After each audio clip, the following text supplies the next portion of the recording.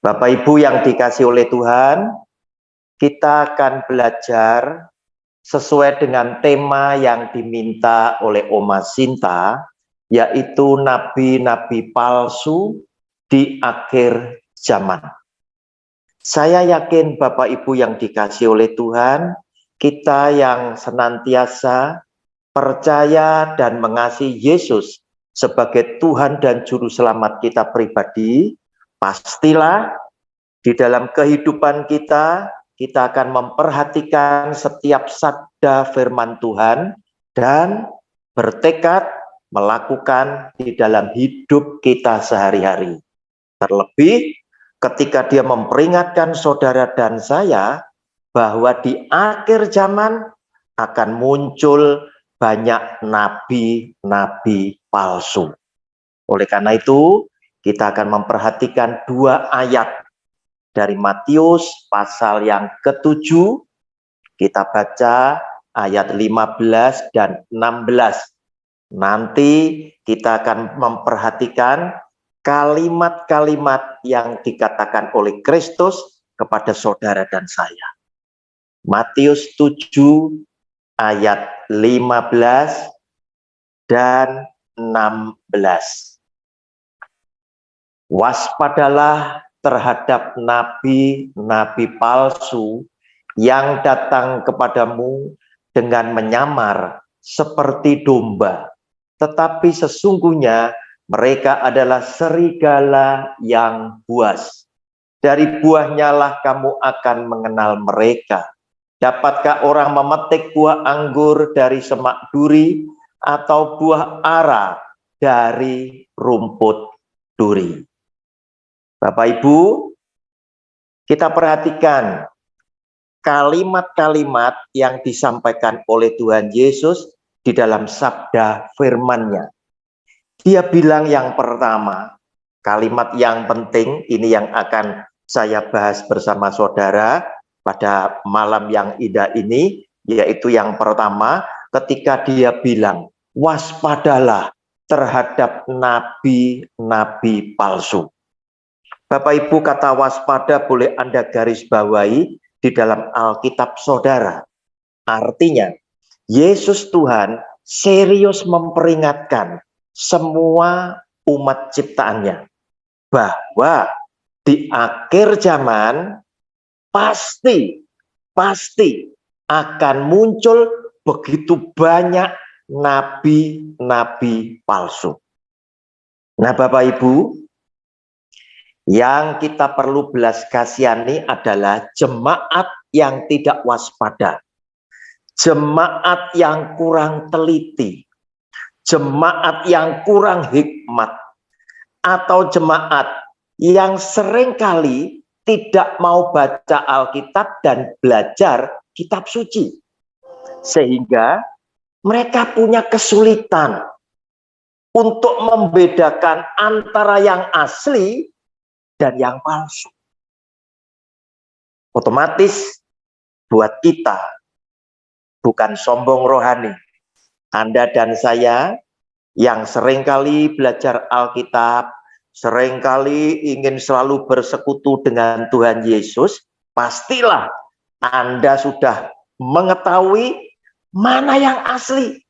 Sebab Anda adalah orang yang rindu dekat dengan Yesus Tuhan kita. Sehingga yang asli kita bisa tahu secara mendalam.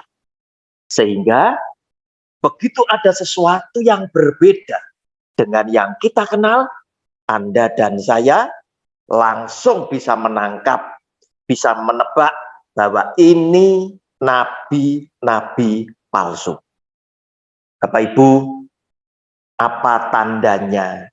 Apa cirinya nabi-nabi palsu yang Yesus Kristus Tuhan sampaikan kepada saudara dan saya untuk diwaspadai? Sebab nabi-nabi palsu ini akan menyesatkan begitu banyak orang untuk apa? Dibinasakan.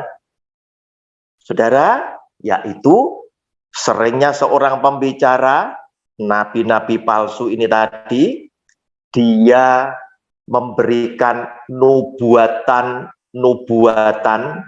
dengan mengatasnamakan Tuhan. Satu misal, dia akan bilang, saya mendapat pesan dari Tuhan. Saya dipanggil Tuhan ke surga. Saya mendapatkan penglihatan. Tetapi semua yang mereka katakan itu tidak pernah terjadi. Hal ini hanya bisa diketahui oleh saudara dan saya yang rajin, yang punya kerinduan, senantiasa bergaul dan bersekutu dengan Yesus Kristus Tuhan. Sehingga kita paham benar-benar yang asli adalah cuma satu, yaitu Kristus Yesus Tuhan kita. Sehingga apapun yang dikatakan oleh Tuhan Yesus itu selalu terjadi dan digenapi. Tetapi nabi-nabi palsu seringkali mengatakan yang tidak sama dengan firman Tuhan, yang tidak sama dengan apa yang dikatakan oleh Yesus Kristus Tuhan kita. Bapak Ibu, kemudian dia juga berkata, nabi-nabi palsu itu menyamar seperti domba, tetapi sesungguhnya mereka adalah serigala yang buas. Kata menyamar silahkan digarisbawahi di Alkitab Bapak Ibu sekalian. Apa yang dimaksud oleh Tuhan Yesus menyamar? Berarti nabi-nabi palsu itu ingin menjadi seperti yang asli. Ingin menjadi seperti yang asli. Mengapa mereka menyamar? Karena mereka ada di sebelah saudara dan saya. Sehingga karena mereka ada di dekat kita, mereka perlu menyamar agar supaya kepalsuan mereka tidak nampak. Agar kepalsuan mereka tidak segera terbongkar. Karena yang palsu itu pun juga berkata-kata, juga berkhotbah. Dan mereka tidak segan-segan juga akan bilang, Yesus itu Tuhan. Yesus itu anak Allah. Tetapi yang membedakan antara yang asli dan yang palsu adalah ajaran yang disampaikan oleh pembicara tersebut tidak sama dengan apa yang disampaikan oleh Yesus Kristus Tuhan bersama dengan para rasulnya. Bapak Ibu, tentunya Anda bertanya, pengajaran yang seperti apa? Kita lihat 2 Petrus pasal 2 ayat 1 sampai dengan ayat yang ketiga. 2 Petrus pasal 1, 2 Petrus pasal 2 ayat 1 sampai dengan ayat yang ketiga. Sebagaimana nabi-nabi palsu dahulu tampil di tengah-tengah umat Allah, demikian pula di antara kamu akan ada guru-guru palsu. Mereka akan, saudara, mulai kata mereka akan itu silakan Anda garis bawahi ya. Mereka akan memasukkan pengajaran-pengajaran sesat yang membinasakan. Siapa yang dibinasakan? Adalah yang diajar. Bahkan mereka akan menyangkal penguasa yang telah menebus mereka dan dengan jalan demikian segera mendatangkan kebinasaan atas diri mereka. Banyak orang akan mengikuti cara hidup mereka yang dikuasai hawa nafsu, dan karena mereka jalan kebenaran akan dihujat Dan karena serakahnya guru-guru palsu itu akan berusaha mencari untung dari kamu dengan cerita-cerita isapan jempol mereka. Tetapi untuk perbuatan mereka itu hukuman telah lama tersedia dan kebinasaan tidak akan tertunda. Bapak Ibu, ciri dan tandanya yang palsu, kalau Anda rajin bergaul dengan yang asli, rajin baca, belajar kitab suci, saya yakin Anda akan peka. Yaitu mereka sengaja memasukkan pengajaran-pengajaran yang menyesatkan, yang membinasakan, yang diajar. Nah, Bapak Ibu, jika saya tidak mengutip ayat yang lain, tentunya Anda akan bingung. Pengajaran menyesatkan yang membinasakan yang seperti apa?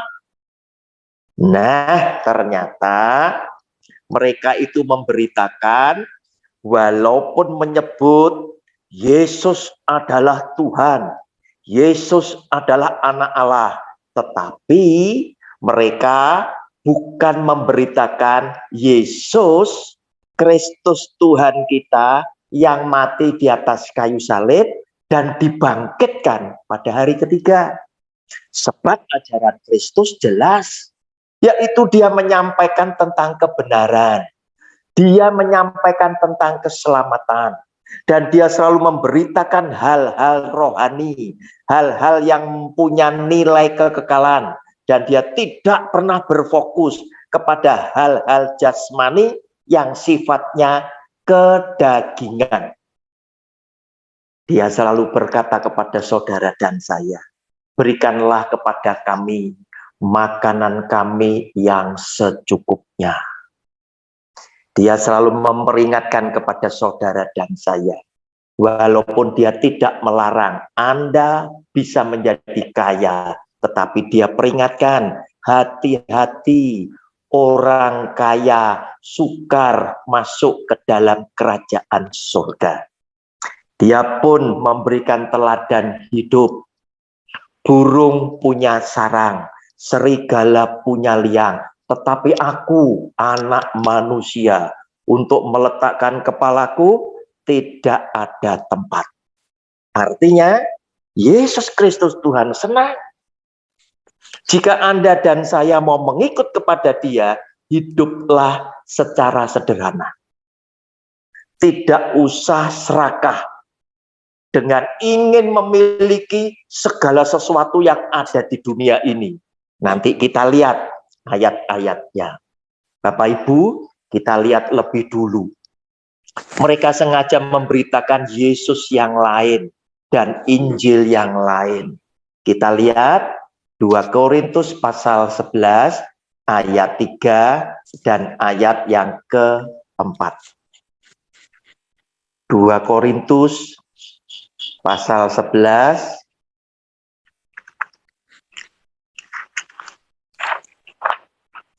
ayat 3 dan ayat keempat. Tetapi aku takut kalau pikiran kamu disesatkan dari kesetiaan kamu yang sejati kepada Kristus, sama seperti Hawa diperdayakan oleh ular itu dengan kelicikannya.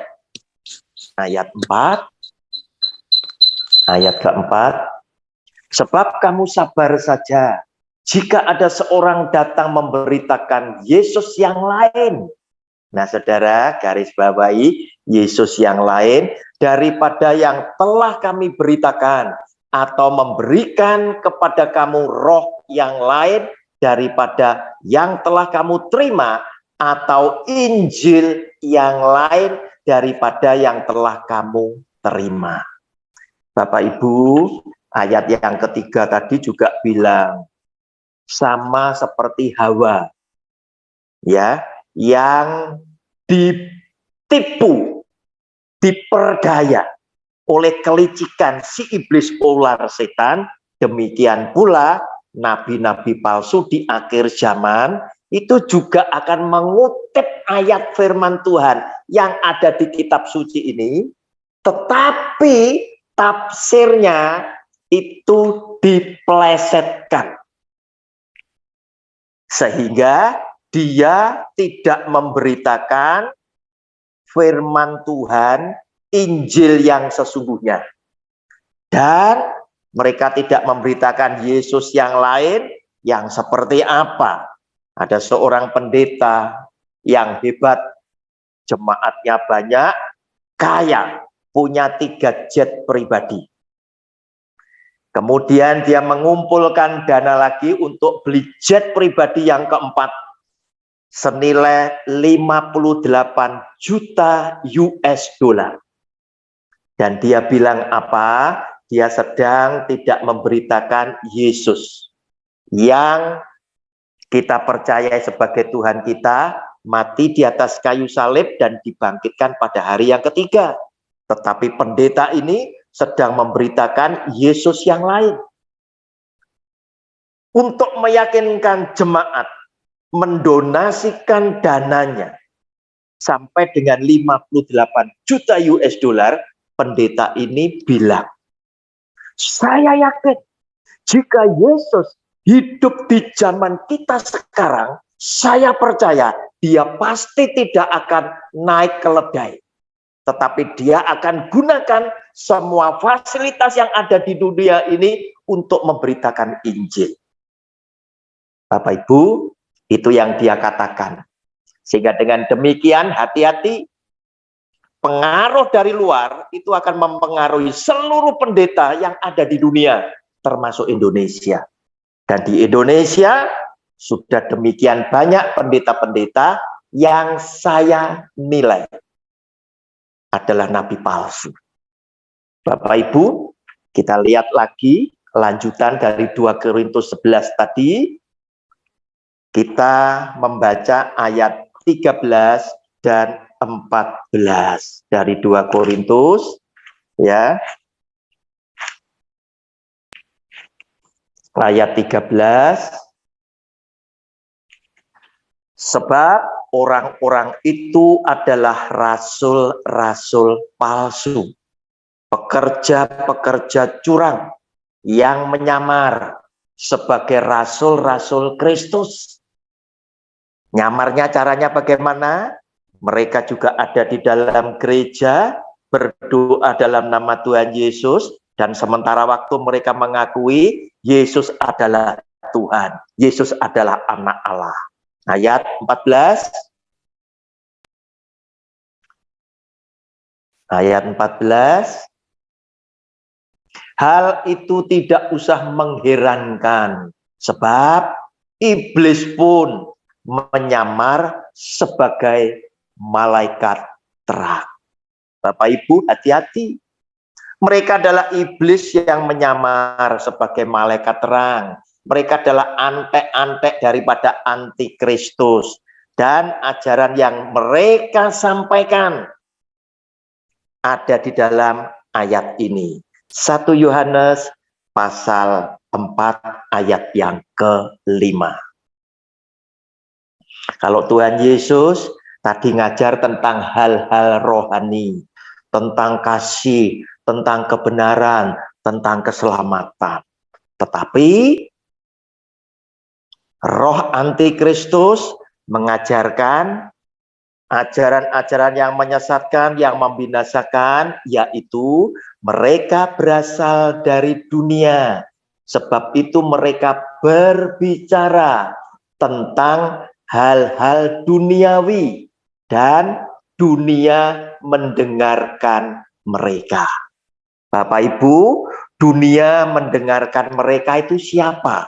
Itu yang dimaksud adalah jemaat mereka yang jumlahnya sangat banyak. Itulah yang disebut oleh firman Tuhan adalah dunia. Mereka siapa? Adalah nabi-nabi palsu tadi yang berbicara tentang hal-hal duniawi. Dan dunia, jemaatnya yang jumlahnya banyak itu senang mendengarkan mereka, sebab mereka berasal dari dunia. Bapak Ibu, Orang selalu senang mendengarkan khotbah-khotbah tentang berkat, tentang mukjizat dan lain sebagainya. Padahal mukjizat itu milik saudara dan saya yang percaya di dalam nama Yesus dan melakukan firman. Saudara tidak perlu datang kepada siapapun termasuk kepada saya. Anda cukup sujud di dalam ruangan kamar saudara, Anda cukup berdoa kepada dia dengan cucuran air mata, dan kemudian melakukan dengan setia firman Tuhan, maka saya jamin 100% pertolongan Kristus akan datang di dalam hidup Anda bersama dengan keluarga. Bapak Ibu, 1 Yohanes pasal 2 ayat 15 dan 16. Khotbah yang Anda senangi, yang diberitakan oleh roh-roh antikristus adalah ini. Peringatannya adalah ini. 1 Yohanes pasal 2 ayat 15 dan 16. Janganlah kamu mengasihi dunia dan apa yang ada di dalamnya. Jikalau orang mengasihi dunia, maka kasih akan Bapa huruf besar tidak ada di dalam orang itu. 16. Semua yang ada di dalam dunia, yaitu keinginan daging dan keinginan mata serta keangkuhan hidup, bukanlah berasal dari Bapa, melainkan dari dunia.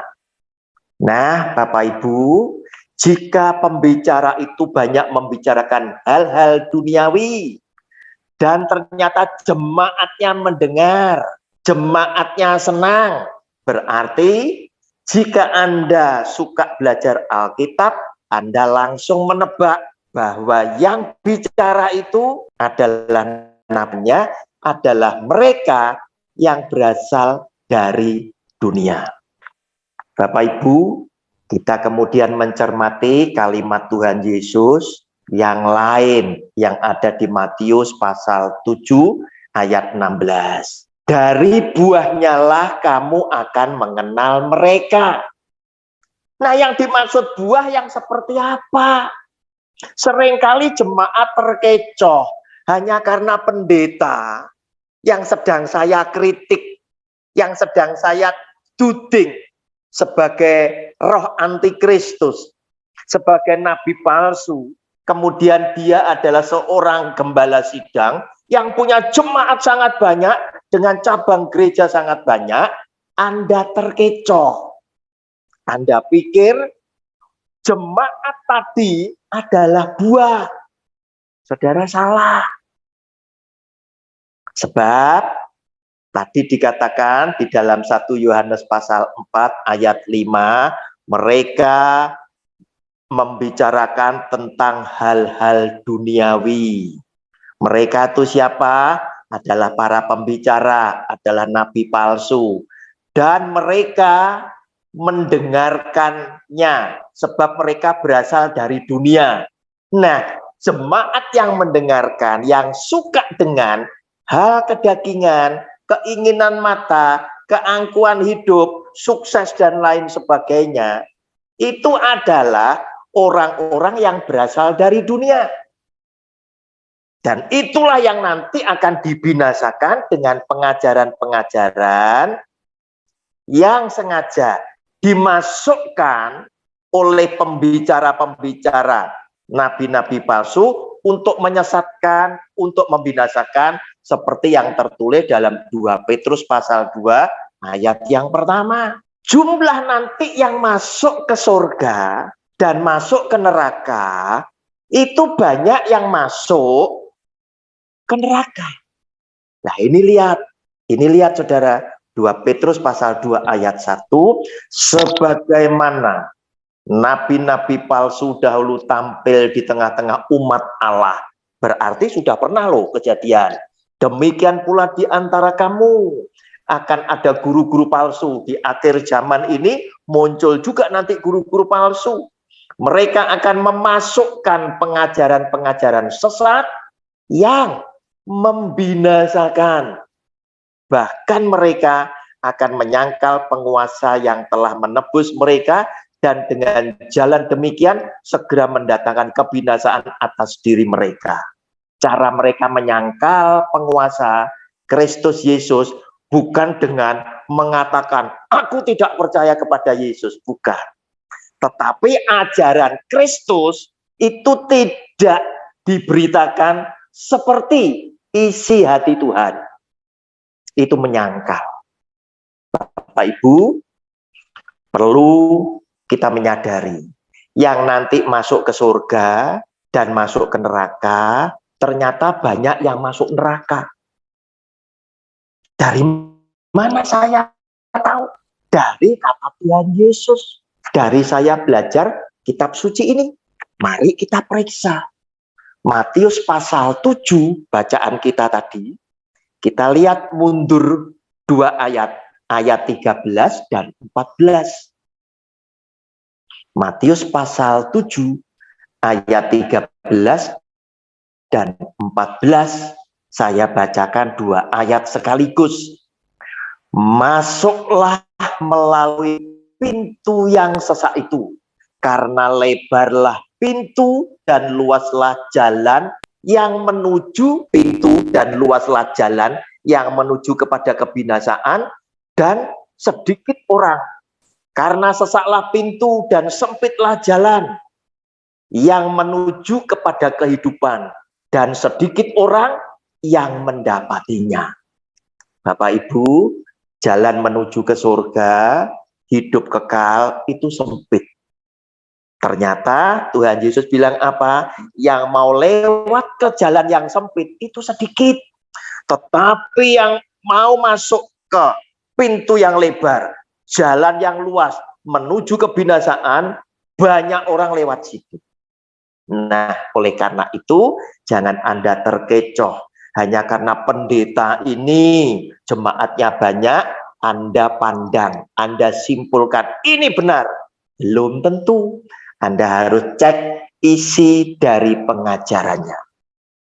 Nah, sekarang kita mau simpulkan, buahnya apa yang dimaksud buah? Yesus Tuhan bilang, dari buahnya lah kamu akan mengenal mereka. Bapak Ibu, Anda amati, kalau ternyata di dalam kehidupan bermasyarakat kemudian muncul jemaat yang lebih membela pendeta dan gerejanya, bukan membela kebenaran firman Tuhan, pastilah itu adalah buah dari pengajaran yang salah. Pendetanya kalau dikritik, jemaatnya marah-marah. Padahal orang yang kritik itu dasarnya kitab suci. Mereka bela mati-matian pendetanya. Mereka bela mati-matian merek gerejanya. Dengan selalu berkata, sesama hamba Tuhan, mengapa mesti saling menjatuhkan? Jangan menghakimi. Karena apa? Balok di matamu dan lain sebagainya. Bapak Ibu, itulah buah daripada mereka. Buah kemudian dari pengajaran yang sesat adalah menghasilkan jemaat yang lebih fokus kepada sukses jasmani, kedagingan semata-mata, daripada melakukan kebenaran dan keselamatan. Sebab ketika Anda mengikuti ajaran Kristus Yesus Tuhan kita menuju pada keselamatan, Tuhan Yesus sudah memperingatkan. Pintu itu sesak, jalan itu sempit, dan sedikit yang mau lewat ke situ. Bapak Ibu, jika orang ini mencari terobosan, ya, judul-judul khotbah adalah tahun terobosan untuk Anda sukses, untuk Anda bertumbuh, Anda berkembang, itu pasti bukan dari Kristus Yesus Tuhan kita. Sebab bagi Tuhan Yesus yang jasmani itu tidak bernilai, tetapi hidup kekal itu yang bernilai. Sebab Yesus Kristus Tuhan bilang, ya, Ketika dia bilang tentang hal mamon, dia akan pernah bilang kepada saudara dan saya, hati-hati, Anda tidak bisa setia kepada dua tuan. Ya, Anda harus milih salah satu. Kalau engkau setia kepada mamon, engkau menjadi musuh Allah. Tetapi jika engkau setia kepada Allah, engkau menjadi musuh daripada mamon. Dan dia pernah berkata, harta jasmani itu adalah hartanya orang lain. Maksudnya hartanya orang lain itu siapa? Ternyata Yesus Tuhan secara implisit, ya, secara implisit, tidak belak-belakan, itu dia bilang hartanya orang lain. Artinya apa? Harta benda, kekayaan, mobil mewah, rumah, deposito yang saudara miliki di dalam bisnis saudara, itu adalah hartanya orang lain, bukan harta saudara. Sebab ketika Anda mati, dipanggil oleh Tuhan, harta itu tetap tinggal di bumi. Sebab apa? Milik orang lain. Yaitu milik siapa? Milik aku, Tuhan. Sedangkan harta yang sesungguhnya itu adalah keselamatan dalam hidup kekal dari hidup saudara dan saya. Oleh karena Anda adalah orang yang pandai, yang bijaksana, menjalankan hidup dengan mempergunakan mamon yang tidak jujur ini untuk sebuah kebenaran.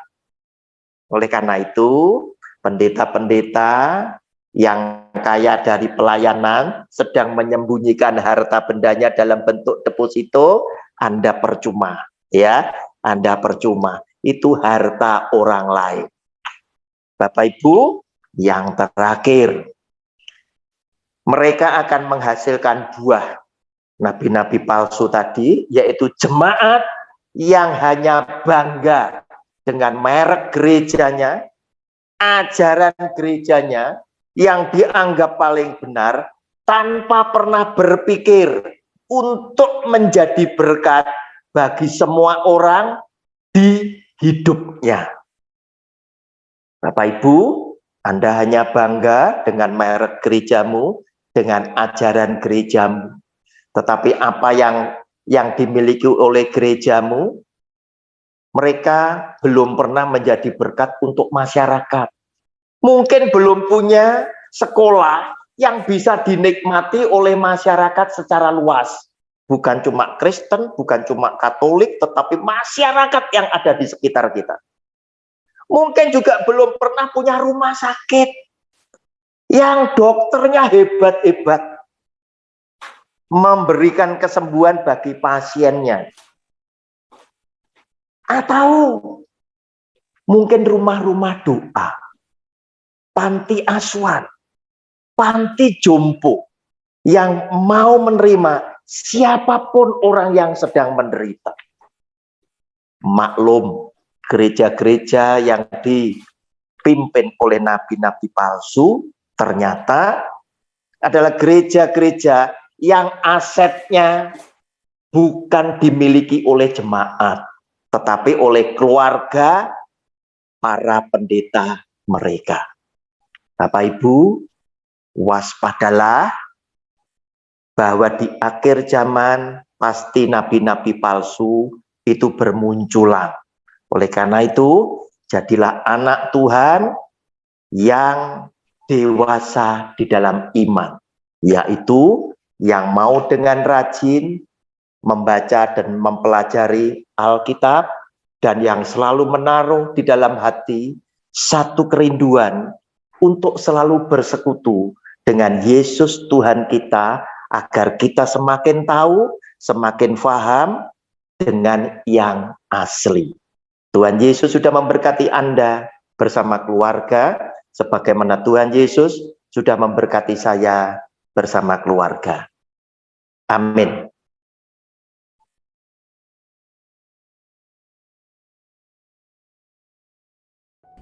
Shalom kepada semua penonton video saya Jika Anda merasa terberkati dengan video saya, jangan lupa bantu like dan share ke semua saudara-saudaramu.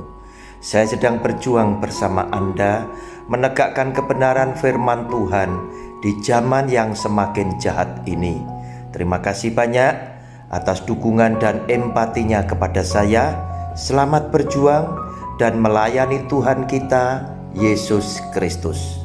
Salam damai buat semua keluarga dari saya, Evangelis Roni Suwono.